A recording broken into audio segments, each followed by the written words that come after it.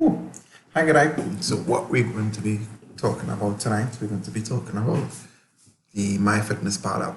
So, for me, it's an app that I use almost every day simply because it really helps me hit my goals as aspiring powerlifter.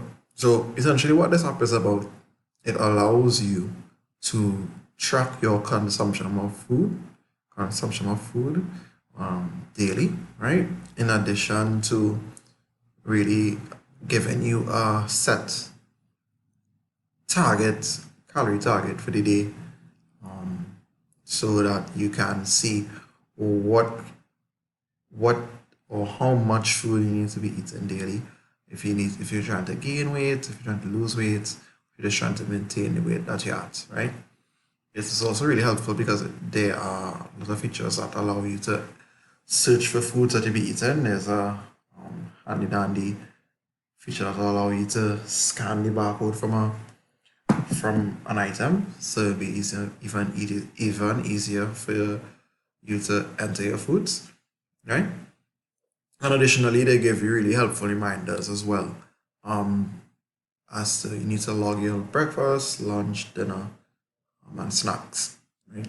It also will prompt you from time to time to update your weight so you can really get a really good track of where your weight is going, and you get a beautiful graph showing you where it is going, and what kind of progress you're making, right? In addition, in the premium version, you also get to go a lot more granular, as well as they would offer you recipes that would fit into the macros that the app would have provided for you as well, right? So all in all, that was pretty high level. So what you need to do, uh, iOS or Android device, the first thing you do, you'll download the MyFitnessPal app off of the relevant app store or Play Store, right?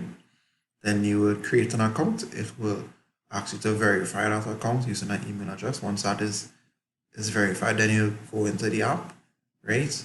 And then it will then ask you for your current weight and height and age, and further to that, it will then ask you for your current weight.